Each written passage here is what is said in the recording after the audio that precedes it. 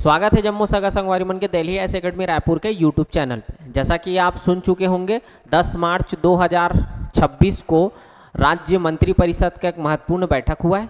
इस बैठक में मैं प्रतियोगी परीक्षाओं के अभ्यर्थी के पॉइंट ऑफ व्यू से बोलूँ तो एक महत्वपूर्ण निर्णय लिया गया है और एक विधेयक का अनुमोदन किया गया शासन के द्वारा।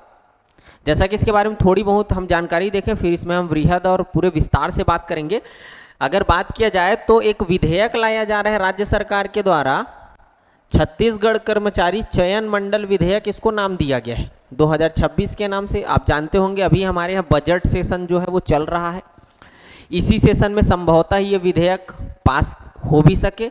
तो पास होने के बाद जब ये गजट नोटिफाई होगा तो हम आपके लिए और विस्तार से इस पर डिस्कस करने के लिए वीडियो लेके आएंगे जिसमें हम अच्छे से चर्चा करेंगे। अभी जो हमारे पास इनपुट्स है उसके बेसिस पे मैं आपको थोड़ा बहुत अपने अनुभव के हिसाब से एक्सप्लेन कर रहा हूं। एक विधेयक आ रहा है, इस विधेयक में क्या प्रावधान होना है जो संभवतः थोड़ा बहुत बात हमको यहां से पता चल रहा है। जो हमारे राज्य में अलग अलग गवर्नमेंट के ऑफिस हैं, ठीक, उसमें एक टेक्नीशियन होते हैं, तकनीकी पद होता है कुछ, और नॉन टेक्नीशियन गैर तकनीकी पद होता है। और इसमें भी क्लास 3 और क्लास 4 तृतीय एवं चतुर्थ श्रेणी के जितने भी तकनीकी गैर तकनीकी जो पद होंगे उसकी भर्ती के लिए एक सेपरेट पृथक रूप से एक मंडल का गठन होने वाला है। ये किस प्रकार रिफॉर्म्स के रूप में हम देख सकते हैं जो तैयारी कर रहे हैं, व्यापम की तैयारी कर रहे हैं, पीएससी की तैयारी कर रहे हैं। जैसा कि आप कहीं सुन रहे होंगे कि व्यापम खत्म हो जाएगा, इसका व्यापम से कोई कनेक्शन नहीं है। देखिए है क्या, बेसिकली मैं जहां तक समझ पाया हूं आपको समझाने की कोशिश कर रहा हूं। जैसा कि मैं एक पीएससी एस्पिरेंट हूं। पीएससी में होता क्या है कि आप जो है वैकेंसी देखते हैं, नंबर्स ऑफ वैकेंसी। ये नंबर्स ऑफ वैकेंसी जो है वो अलग अलग डिपार्टमेंट्स के लिए होते हैं। जैसे मैं एग्जांपल दे रहा हूं, मान लीजिए 2025 स्टेट सर्विस में मान लीजिए 19 डिपार्टमेंट के लिए 265 पोस्ट आया हुआ है। तो इसमें से जनरल एडमिनिस्ट्रेशन डिपार्टमेंट का भी है, जो होम डिपार्टमेंट का भी है, फाइनेंस डिपार्टमेंट का भी है, women and child development department का भी, ऐसे मिला के हर डिपार्टमेंट की वैकेंसी आई हुई है 265। अब मान लीजिए आपका प्रीलिम्स निकला, मेंस निकला, आपको इंटरव्यू कॉलिंग हुआ। तो जब हम इंटरव्यू देने जाते हैं तो हम जो भी पद हैं उसमें 19 विभाग के, उसको अपनी प्राथमिकता हम देते हैं। अब मान लीजिए मेरिट के बेसिस पे सिलेक्शन होता है इंटरव्यू और मेन के मार्क्स के बेसिस पे। तो मान लीजिए मेरा सिलेक्शन हो गया तो 19 में नहीं होगा, किसी एक में होगा जिसमें प्रायोरिटी के बेसिस पे मेरे को अलॉट किया जाएगा। अब इससे फायदा कैसे है एस्पिरेंट्स को वो देखिए। जैसे अभी व्यापम एग्जाम लेते हैं, मैं उससे जोड़ के बता रहा हूँ। अभी व्यापम एग्जाम लेते हैं, अब जैसे पटवारी का एग्जाम ले रहे हैं, या रेवेन्यू इंस्पेक्टर आरआई का एग्जाम ले रहे हैं, या फूड इंस्पेक्टर का एग्जाम ले रहे हैं, ये जो है वो नॉन टेक्नीशियन पोस्ट है, ठीक। एग्जाम अलग अलग टाइम में होते हैं। पटवारी का एग्जाम कभी और होगा, आरआई का एग्जाम कभी और होगा, फूड इंस्पेक्टर का एग्जाम कभी और होगा। टाइम अलग अलग होता है, पेपर भी अलग अलग होंगे डेफिनेटली। सिलेबस भी थोड़ा बहुत ऊपर नीचे 19-20 होता ही है। सिलेबस से यहाँ मैटर नहीं है, मैं जो बोल रहा हूँ उस पर ध्यान देंगे आप। अब हुआ क्या, एग्जाम्पल दे रहा हूँ। मान लीजिए पटवारी का एग्जाम पहले हुआ, ठीक, पटवारी के एग्जाम में हो गया मेरा सिलेक्शन। अब उसके बाद कुछ महीनों बाद आरआई का एग्जाम हुआ, उसमें भी हो गया मेरा सिलेक्शन। अब दोनों पोस्ट तो मैं एक साथ नहीं रख सकता हूँ, किसी एक को मेरे को क्या करना पड़ेगा, छोड़ना ही पड़ेगा।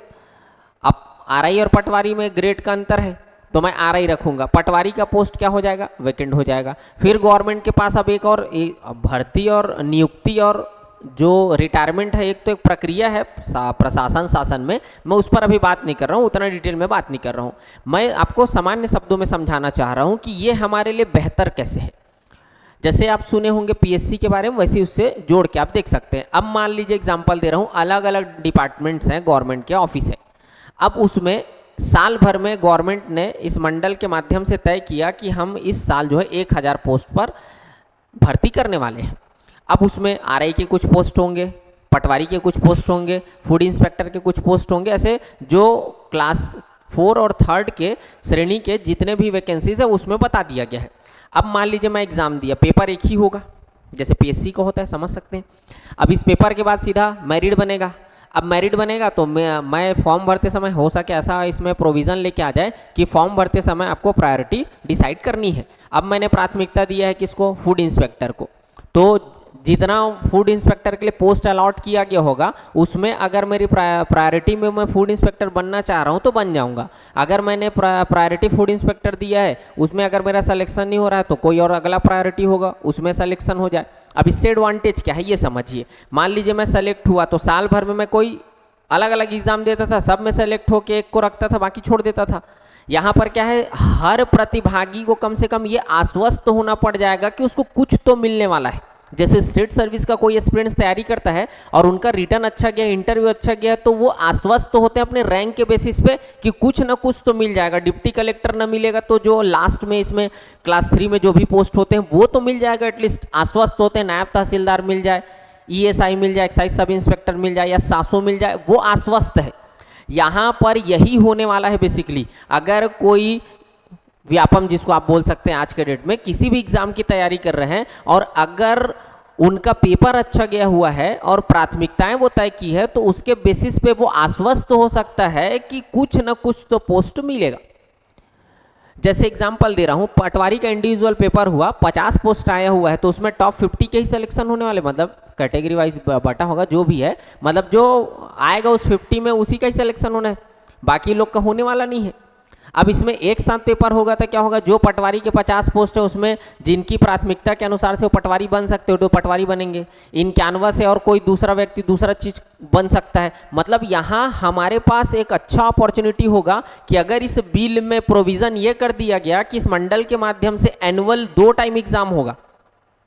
जैसे एसएससी सुने होंगे, स्टाफ सिलेक्शन कमीशन, वो कुछ ना कुछ एग्जाम लेते रहते हैं, तो साल भर में आप देखेंगे कभी सीजीएल का एग्जाम होता है, कभी एसएससी 10+2 का एग्जाम होता है, ऐसा कुछ सुने होंगे आप।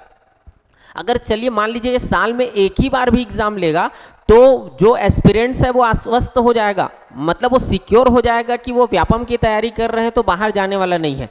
उसको व्यापम में जितने भी पोस्ट आएंगे साल भर में, मान लीजिए 700 ही पद आ रहे हैं, पोस्ट आ रहे हैं, तो 700 में वो आदमी इतना तैयारी करेगा कॉमन सिलेबस के बेसिस पे कि उन 700 में उसका नंबर लग जाए।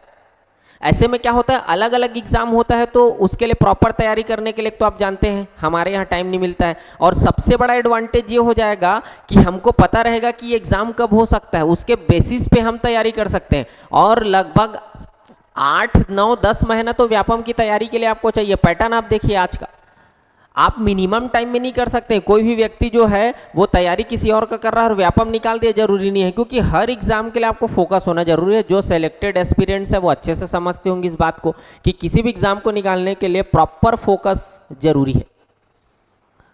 अब इसमें हमको एक टाइम मिल जाएगा, ये मंडल जिस दिन अस्तित्व में आ जाएगा वहां से जब इनका कैलेंडर आना शुरू होगा तो हम आश्वस्त हो जाएंगे कि ये पोस्ट के लिए इतना भर्ती आने वाला है, तो हम आराम से उस पर तैयारी कर सकते हैं। और एडवांटेज वही बताया कि कोई भी व्यक्ति जो है अलग अलग टाइम में एग्जाम होता है तो सब में सेलेक्ट हो जाते हैं लेकिन ज्वाइन एक ही कर पाएंगे। यहाँ पर ऐसा क्या है, वो आदमी जो है एक ही कोई पोस्ट को ज्वाइन करेगा तो बाकी एस्पिरेंट्स के लिए बच जाएगा, तो वो उसमें आगे ज्वाइन कर सकते हैं। मतलब जैसे पीएससी में फैसिलिटीज़ मिलता है वो इस मंडल के माध्यम से फैसिलिटी मिल सकता है, ऐसा मेरा अनुमान है। इस विधेयक में जो कुछ और पॉइंट लिखे गए हैं उसको देख के एक्चुअल में जब ये विधेयक सदन पे रखा जाएगा, चर्चा होंगी, बिल जो है वो एक्ट बन जाएगा, और जब गजट नोटिफाई होगा फिर मैं उसको एकदम डिटेल में पढ़ लूंगा। तो आपके लिए एक और वीडियो लेके आऊँगा जहाँ पर मैं एकदम विस्तार से बात करूँगा कि एक्चुअल में इसमें किया क्या जा रहा है।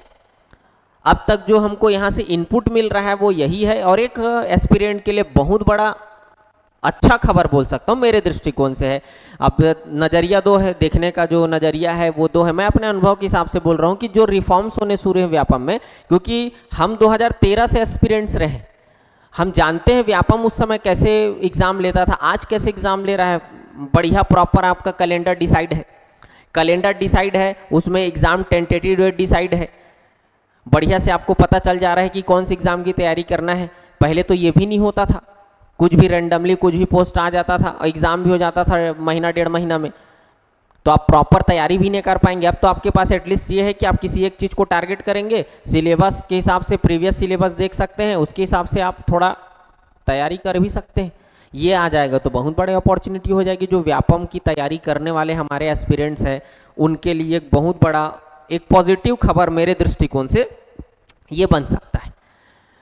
हम ऐसी कुछ सोच रहे थे, जब ये मंत्रिमंडल का जब मैं बैठक देखा तो फिर मेरे को मतलब एक लगा बात कि आप तक ये बात पहुंचानी चाहिए, और हमारी जो इंस्टीट्यूट है वो पहले से टारगेट कर रही थी कि हम व्यापम का एक बैच, ऐसे तो हम लोग व्यापम का बैच अब तक नहीं लॉन्च किए थे, फिर हम ये सब चीज़ देखे तो हमको लगा, क्योंकि ये बात थोड़े पहले से चल रही थी, अंदर खाने से बात चल रही थी, तो फिर लगा कि हाँ व्यापम के एक ऐसा बैच चलाया जा सकता है जैसे एसएससी वगैरह की तैयारी होता है उसके बेसिस पे। अब हम लोग प्लान कर रहे हैं कि ये पैटर्न जैसे ही डिक्लेयर हो जाएगा फाइनली, फिर उस पर हम एक ऐसा बैच लेके आए आपके लिए ताकि चीज़ें आपको और अच्छे से समझ आ सके, और हम टू द पॉइंट जैसा इस चयन मंडल के द्वारा एग्जाम कंडक्ट कराए जाएंगे उसके बेसिस पे आपसे हम चर्चा कर सके, व्यापम के सिलेबस पर पूरा डिटेल में हम आपको स्टडी करा सके 6 से 8 महीने के बीच। तो ये देखना ये होगा कि ये जो एक्ट बनेगा तो इस एक्ट में किस टाइप के प्रोविजंस है। मेरे दृष्टिकोण से ये एस्पिरेंट्स के लिए एक बहुत अच्छी खबर है। जैसा पीएससी होता है, अब कई प्रतिभागी ऐसे होते हैं जिनको व्यापम का ही सर्विस करना होता है, तो उनके लिए एक बहुत बड़ी खबर है। अब व्यापम क्या होगा, व्यापम अपना काम करेगा जब जो कैलेंडर है उस पर, अब इस एक्ट में क्या बताया जा रहा है कि व्यापम को ही रिप्लेस करेगा, उस व्यापम को रिपील करके इसको लाया जाएगा, वो अब सरकार के इस विधेयक के मंशा के ऊपर है। लेकिन पॉजिटिव न्यूज़ है सब एस्पिरेंट्स के लिए जो व्यापम की तैयारी कर रहे हैं। मुलाकात होगी आपसे नई जानकारी के साथ। जय जोहार, जय छत्तीसगढ़।